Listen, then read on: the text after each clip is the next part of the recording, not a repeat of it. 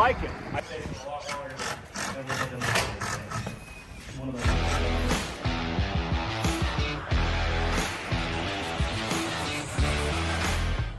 All right. Okay, we're here back at the property, just a couple houses down. It's on the corner. Yep, 3 doors down. 3 doors down. This one's awesome because this one had been operated as a laundromat for what, like 40 or 50 years? Yeah, Coin Laundry, same owner. I mean, he'd owned it forever.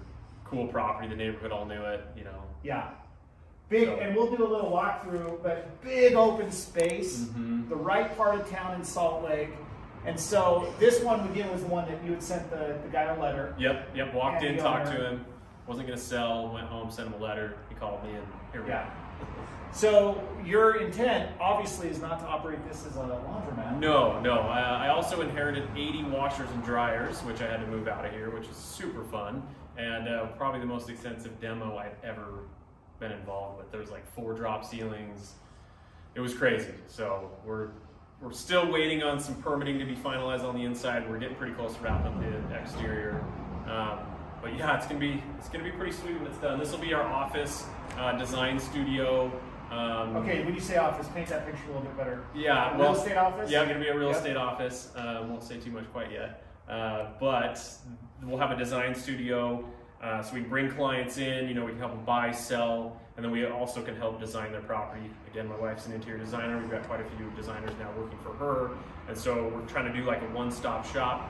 You can come in, we can help you buy, we can help you design, refer you to contractors, and just have a really cool space to hang out. So, and this is the perfect spot geographically on this street, the exposure, you got good parking in the back. Yep. But my bet is most people that would have saw this would have thought, oh, what do I do with this, Tear it right? down. Like tear it down, or I don't know, maybe you're thinking now, like maybe I should have, right? But there's times I think that, but then my passion is saving stuff like this, and just how you couldn't recreate how cool this is. No. And I can already see it finished. That's, I think, a blessing and a curse that I have as I come into stuff. And even when you could barely walk in here because there was washers and dryers everywhere, I knew what it was going to look like pretty close in my brain. Yeah. So I'll give you a quick kind of rundown if you want me to show you what really it looks quick like. though, that brings up a good point that is an important thing to learn in your investing career is, there's that whole who not how. Like, it's not how are you going to do it, but who's going to help you do it, or it's that horses for courses, right? Like, not every horse should run on the same course. Yeah. But I guess what I'm getting at is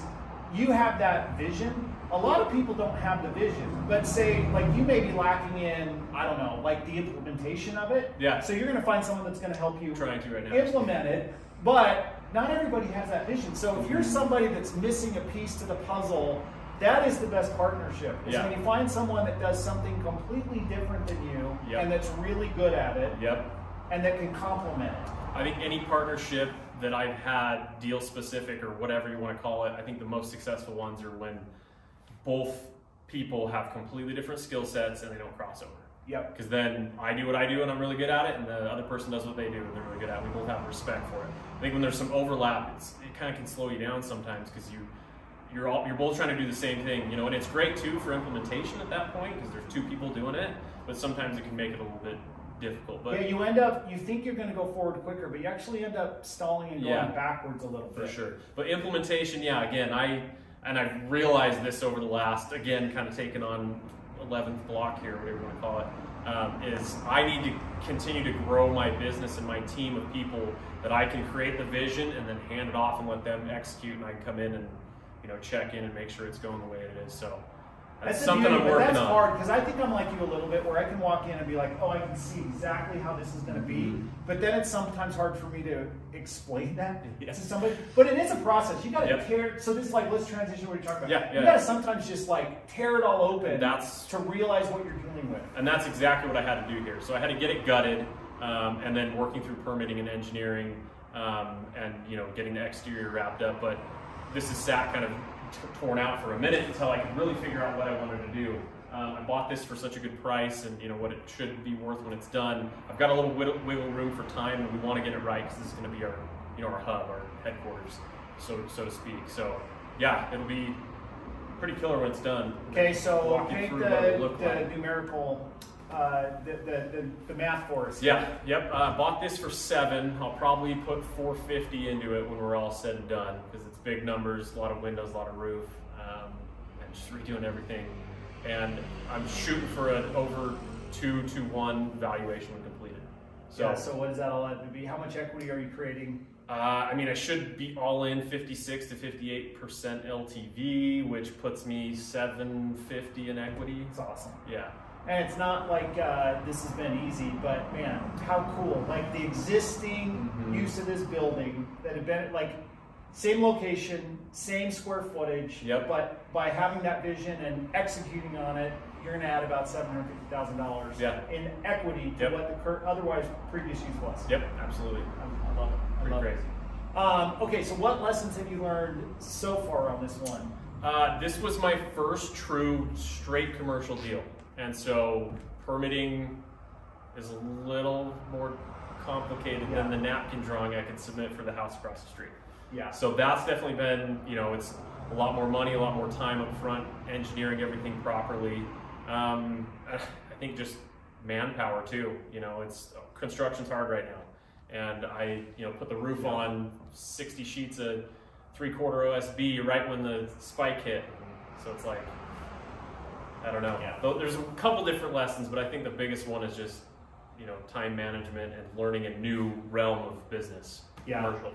Yeah, but, it's like that ready, fire, aim. Like this would be so successful if, you can't be reckless and crazy, but if you would have been analyzing this thing for months and months and months, it wouldn't have happened. Right. Sometimes you got to believe in your capabilities and your vision and just know that like it's not going to go to plan. Yeah. But you just got to keep grinding at it for sure every day a little bit. Right? Yeah, and actually when this is completed, even my debt expense number is going to be cheaper than what I'm currently paying to operate my team. So I'm actually going to save money, and then as I bring people into the business and grow the business, it should perform really well. So. I love it. I love it. Well, we'll do a little video walkthrough here so you can kind of see it, but this is super cool. It'll be great to see how it turns out. Yeah, I'm excited for that day. Okay, cool.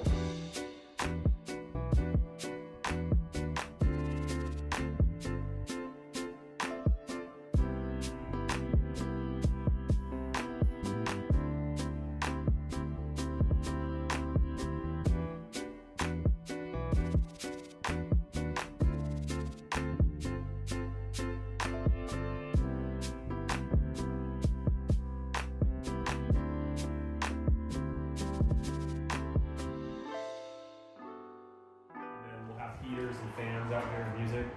And then there'll be a railing here, that's a wheelchair ramp. But this will be the top of the deck. That would be cool. Be perfect in the summer because it won't be blasted with the sun. It'll still be warm. It doesn't get hit too hard.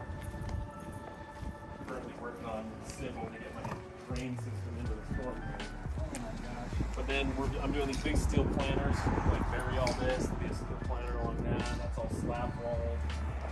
This is going to be a big steel planter because I got rid of that entrance. This will all be landscape. This is so cool. Landscape lights.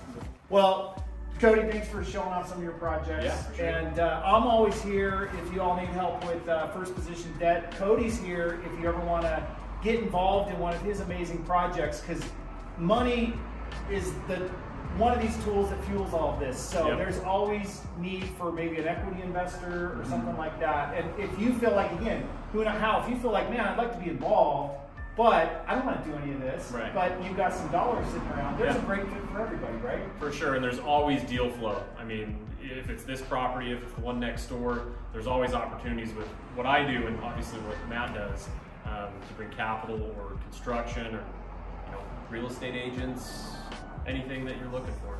So hit up Cody on his social media. He's doing some amazing things. You're going to be inspired. You're going to increase your vision and capabilities. And then I guess the other call to action is for me, for you, for everybody, like don't bite off more than you can chew. But when you see that deal, go act on it, write the offer, and do it. Yep, I mean, that was part of the thing, the whole vision here. It's like I didn't want to take on this much, but when something falls into your lap, especially like the one next door, never gonna get the opportunity to buy that again. I just had to go for it.